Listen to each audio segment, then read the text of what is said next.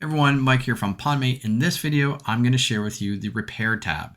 Now the repair tab, I'm on repair tab because I have a little red triangle on the corner. So our repair module is for you to offer repairs for your customers' items and for your own inventory items for yourself. Now, for general merch, jewelry, if you send your repairs out, this module will work for you. If you offer firearms and repairs on firearms and you send the firearms out, then this module would not work for you at this point.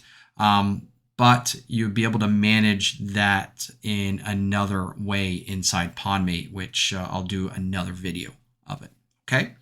So under this repair module, what you'll see is you'll have the date range filter. You'll have the date type, so the created, the promised by, and the picked up date. You also have the calendar picker right here. You can filter by vendor of who you're sending out the repair. You can look up by ticket number, inventory ID number. You can look up by customer name. You can filter by store, and you can filter by status. So you want to see all your active repairs, all your voided repairs, canceled repairs, and picked up repairs. So underneath that, you can see that we have the repair ID. Starts with a 1R, the created date, promised date, total, amount paid, total due, the customer, store, and status.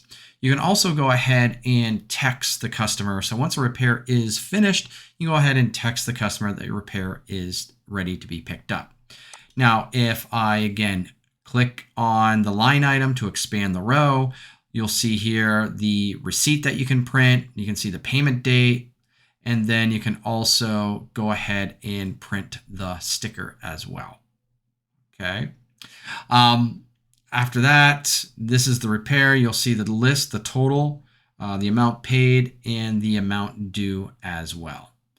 If you guys have any questions, please make a comment below or reach out to us.